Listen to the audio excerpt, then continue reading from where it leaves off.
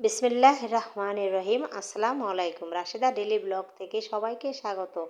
আজকে আমি আপনাদের মাঝে নতুন একটি ব্লগ ভিডিও নিয়ে হাজির হয়েছি। আশা করছি সবাই সম্পূর্ণ ভিডিও দেখে যাবেন। আর এই যে আমি কিন্তু সকালবেলা উঠে আগে ছাদে যাই, ছাদের থেকে ছাদ বাগান পরিষ্কার পরিচ্ছন্ন করে পানি দিয়ে তারপরে কিন্তু এই যে রুমে আসলাম। আর রুমে এসে এই যে আমি সব গুছিয়ে নিতে আসি বিছনা, ওটা কিন্তু অফ ক্যামেরায় করেছি। তো এখন আমি এই যে শোকেসের উপরটা একটু গুছিয়ে নিব, কারণ অনেক দিন ধরে হয় এখানে গুছাই না, তো দেখি অনেক ধুলাবালু কিন্তু পড়ে যায়। তো আমি এখন উপরে যে জিনিসগুলো আসলো সব কিছু নামিয়ে নিয়ে তারপরে কিন্তু উপরটা ভালো করে মুছে তারপরে আবার জায়গার জিনিস জায়গায় রেখে দিব। তো এই যে দেখেন কত ধুলা, প্রতিদিনই কিন্তু এরকম মোছা হয়, তারপরও ধুলাবালি হয়, কিন্তু আমি এটা নিয়ে ওর নিচটা একটু কয়েকদিন পর পরই মোছা দিই। তো এই দেখেন সব কিছু উপরটা ভালো করে পরিষ্কার করে তো এই যে গুছিয়ে নিলাম।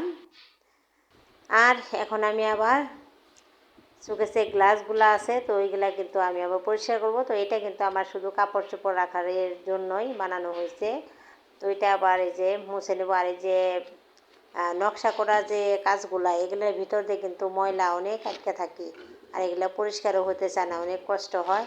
তো এই যে দেখেন আমি কিন্তু কাপড়ের সাহায্যে, একটা ছোটো লেকড়ার সাহায্যে এগুলা পরিষ্কার করে নিতে আসি, যাতে একটু হালকা ভিজিয়ে নিয়েছি, তা না হলে কিন্তু ময়লা যে আটকে থাকে। একজন গৃহিণী যদি আগের দিন থেকেই তার প্ল্যান থাকে যে কিভাবে সে কাজ করবে, সকালে কী কী কী কাজ করবে, কী কাজ থেকে শুরু করবে, এটা যদি তার একটা মাথার ভিতরে প্ল্যান করা থাকে, তাহলে কিন্তু সকালে উঠে এই কাজগুলো সহজেই করা যায়। তো যেমন এই যে আমি একটা আমার প্ল্যান থাকে, কিন্তু আগের দিন রাতে থেকে আমি প্ল্যানটা করে রাখি যে আমি রাত্রে ভোরে উঠে আগে নামাজটা পড়বো, নামাজ পড়ে যাব ছাদে, ছাদে থেকে কিন্তু আমার ছাদে গাছপালা আছে, ওগুলার একটু পরিষ্কার করতে হয়, পানি দিতে হয়। আবার ছাগল আছে, তো ওগুলা যে রুমে থাকে ওই রুমটা কিন্তু আমার পরিষ্কার করতে হয়, ভালো করে পরিষ্কার করে তারপরে কিন্তু আমি ছাগলের খাবারটা দিয়ে তারপরে আবার নিচে নেমে আসি। আর নিচে নেমে এসে কিন্তু আবার ঘর টরগুলো একটু গুছিয়ে গাছিয়ে পরিষ্কার পরিচ্ছন্ন করে তারপরে যা রান্না করতে। তো এইভাবে কাজ করলে কিন্তু খুব সহজে কাজও হয়ে যায়, আবার রান্নাও হয়ে যায়। তো এই যে আমি কথা বলতে বলতে কিন্তু আমার এই যে শোকেসটা মোছা হইতেছে, কারণ একদিন দুই দিন পর পর যদি ঘরের জিনিসগুলো যদি পরিষ্কার করা যায় বা মোছা যায়, তাহলে কিন্তু খুব সহজে ময়লা উঠে যায় আর নিজেরও কষ্টটা কম হয়। তো এই যে শোকেসটাও কিন্তু মুছে নিলাম, দেখেন খুব সুন্দর এখন কিন্তু হয়েছে। এখন আবার ড্রেসিং টেবিলটাও পরিষ্কার করে নিলাম। তো কাজ কাম শেষ করে এখন চলে গেলাম রান্না করে। তো এই যে আজকে কিন্তু সকাল সকাল ডালের ভর্তা বানানো হবে, আর এই ডাউলের ভর্তাটা কিন্তু শুকনা মরিচ দিয়ে গরম ভাতের সাথে খেলে কিন্তু অনেক অনেক মজা লাগে। তো এই যে শুকনো মরিচটা কিন্তু তেলের মধ্যে ছেড়ে দেওয়া হলো, আর এটা একটু হালকা হালকা ভাজা ভাজা হবে, তারপরে কিন্তু পেঁয়াজটা দেওয়া হবে। আর এটা যদি হালকা হালকা ভাজা না হয়, একটু মশমশা না হয়, ওইটা যে বিচিটা আছে ওইটা কিন্তু কামড় দিলে একটা অন্য সুন্দর একটা ফ্লেভার আছে। তো এই যে পেঁয়াজটা কিন্তু দেওয়া হলো। তো এই যে পেঁয়াজটা একটু হালকা হালকা ভাজা ভাজা হবে, বেশি একটা হবে না, কারণ এটা বেশি ভাজা করলেও কিন্তু বেশি খেতে ভালো লাগে না। তো এই যে এখন আবার লবণটা দিয়ে দেওয়া হলো, আর এখন একটু লাড়াচাড়া করে তারপরে কিন্তু দেওয়া হবে ডাল। আগেই কিন্তু সিদ্ধ করা হয়েছে, সিদ্ধ করে একটু ঘোটা দিয়ে রাখা হয়েছে, তো এটাই কিন্তু দেওয়া হবে। তো এই যে মরিচ আর পেঁয়াজ কিন্তু একটু হালকা ভাজা ভাজা হয়ে গেছে। তো এই যে এখন সিদ্ধ করা ডাউলটা কিন্তু ঢেলে দেওয়া হলো, আর এটাকে এখন ভালো করে লাড়াচাড়া দিতে হবে লাড়াচাড়া দিয়ে একবারে পানি সম্পূর্ণভাবে শুকিয়ে যাবে। পানি তো নাই, ডাউলেরই পানি যে ওইটাই। তো এই যে এখন ভালো করে লাড়াচাড়া দিয়ে তারপরে কিন্তু এই যে ভর্তাটা দেখেন কি সুন্দর হইল। তো এইভাবে কিন্তু এখন নামিয়ে নেওয়া হবে, আর এইভাবে ভর্তা বানিয়ে খেলে কিন্তু খেতে অনেক মজা হয়, আর ভাতও কিন্তু 1 প্লেট ভাত খাওয়া যায়। তো কে কে এইভাবে খেয়েছেন কমেন্টে জানাইবেন। তো এই যে ভর্তাটা কিন্তু শেষ। তো আজকে কিন্তু রান্না করা হবে পটল আর আলু দিয়ে পাঙ্গাস মাছ। তো এই যে এখানে দেখেন পাঙ্গাস মাছ কিন্তু ভাজার জন্য চুলাইতে বসাই দিয়েছে, আর এখন এই যে ভালো করে এই পাঙ্গাস মাছটাকে ভেজে নেবে। আর এদিকে আবার কিন্তু এই যে তরকারি কষানো হচ্ছে, আর এই যে কষানো শেষ। তো এখন কিন্তু ঝোলের জন্য পানি দেওয়া হবে। তো এই যে পরিমাণ মতো পানি দেওয়া হলো, আর একটু ভালো করে লাড়াচাড়া করে তরকারি পানির সাথে মিশিয়ে নিয়ে তারপরে কিন্তু মাছটা দিয়ে দেওয়া হবে। আমার প্রিয় আপু ভাইয়েরা যারা আজকের ভিডিও দেখতে দেখতে এই পর্যন্ত চলে এসেছেন, তাদের যদি আমার আজকের ভিডিও ভালো লেগে যায় তাহলে সবাই প্লিজ একটি লাইক দিয়ে ভিডিওটি কন্টিনিউ করবেন। আপনাদের ছোট্ট একটি লাইক আমাকে আরও একটি ভিডিও তৈরি করার উৎসাহ যোগায় এবং আপনার মতো আরও 10 জন মানুষের কাছে আমার এই ভিডিওটি পৌঁছাতে সাহায্য করে। আর আজকে আমার আপু ভাইয়েরা যারা নতুন নতুন আছেন তারা আমার এই ভিডিওটি দেখতেছেন, তো সবাই কিন্তু আমার এই চ্যানেলটিকে সাবস্ক্রাইব করে আমার পরিবারের বন্ধু হয়ে থেকে যেতে পারেন। পাশে থাকা অল অপশন চালু করে রাখুন।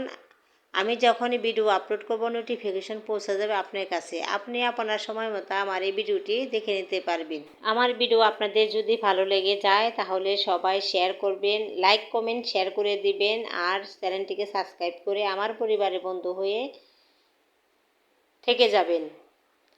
তো এই যে এখানে কিন্তু তরকারিতে মাছগুলো এক এক করে দেওয়া হইতেছে, কারণ এগুলা কিন্তু এই যে আগেই ভাজা হয়েছিল, তো এখন মাছগুলো দিয়ে দেওয়া পরে কিন্তু ঢাকনা দিয়ে একটু ঢেকে দেওয়া হবে।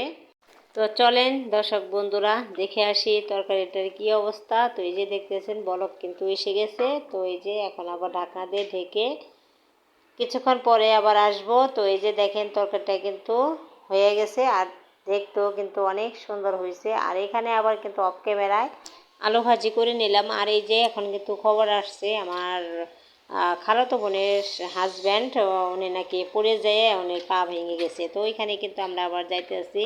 আর এটা কিন্তু যেতে হলে নদী পার হয়ে যেতে হয় আর না ঘুরে যেতে হয়, তো ঘুরে যাইতে হলে কিন্তু অনেক সময় লাগে, তো আমরা আবার নদী পার হয়ে তারপরে কিন্তু ওই বোনের বাড়ি যাইতেছি। তো এই যে নদীর পাড়ে যাইতেছি এখন, আর নৌকা দিয়ে কিন্তু পার হব।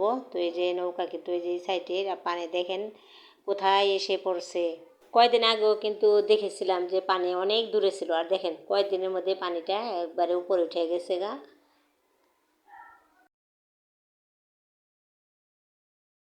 তো আমাদের নদীর ঘাটে কিন্তু এই যে এটাকে আমরা বেহাল বলি, অনেক জায়গায় বেশাল বলে, তো এখান থেকে এই যে বেহালে কিন্তু মাছ মারে। আমি যার নৌকা দিয়ে আমরা পার হইতেছি উনি কিন্তু এই বেহালটা পায় মাছ মারার জন্য, তো উনি আমাদের কিন্তু পার করে দিতে আছে। আর দেখেন কত ধার, আর নদীটা কিন্তু অনেক বড়, বর্ষাকালে কিন্তু নদী অনেক বড় হয়ে যায়, এপার ওপারে থেকে যাওয়া কিন্তু কঠিন।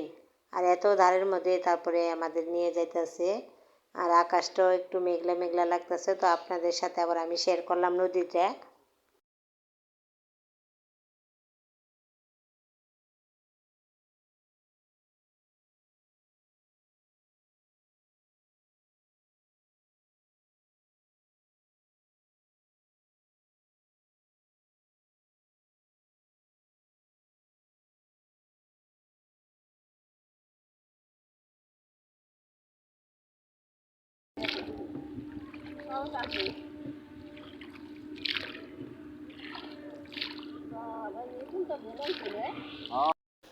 তো এই যে আমরা কিন্তু নদীর পার হয়ে নেমে গেলাম। আর এই যে আমাদের আঙ্কেল উনি উনি কিন্তু আমাদের নামাই দিয়ে তারপরে চলে যেতেছে, আবার বলছে যে ফোন দিলে এসে নিয়ে যাবে। তো আমরা কিন্তু আবার এই যে বোনের জামাইকে দেখে আবার চলে যাইতেছি, কারণ এটা আর আমার আপনাদের মাঝে শেয়ার করি নাই। তো তার পাশে যে সাইড দিয়ে অনেক কলা গাছ, তো পরিবেশটা কিন্তু অনেক ভালো লাগলো, তা ভাবলাম আপনাদের মাঝে একটু শেয়ার করি। যে জায়গায় হন মিল কারখানা নাই দিকে যে প্রতীক জঙ্গল হয়ে যাবে, আর এনে আগে একটা মানুষ আয় পারে নাই। এই যে বৃষ্টির পানি দিয়ে এই যে গাছপালা ভিজা রয়েছে, হালকা হালকা বৃষ্টি হয়েছে তাও তো থামছে।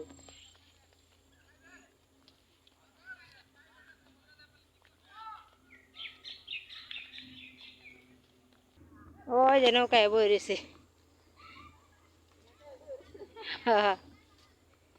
আর পোলা পানি গোসল করবা আনছে, এই যে পোলা পানি ফুটবল খেলবা আনছে। এই যে তারা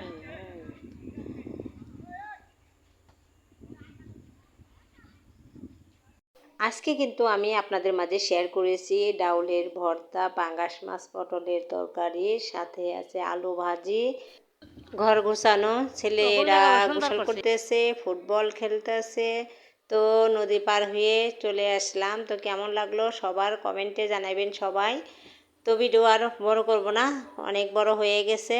তো আমার এই আজকের ভিডিও যদি সবার ভালো লেগে যায় তাহলে সবাই প্লিজ লাইক কমেন্ট শেয়ার করে দিবেন আর চ্যানেলটিকে সাবস্ক্রাইব করে দিবেন। আল্লাহ হাফেজ, আসসালামু আলাইকুম।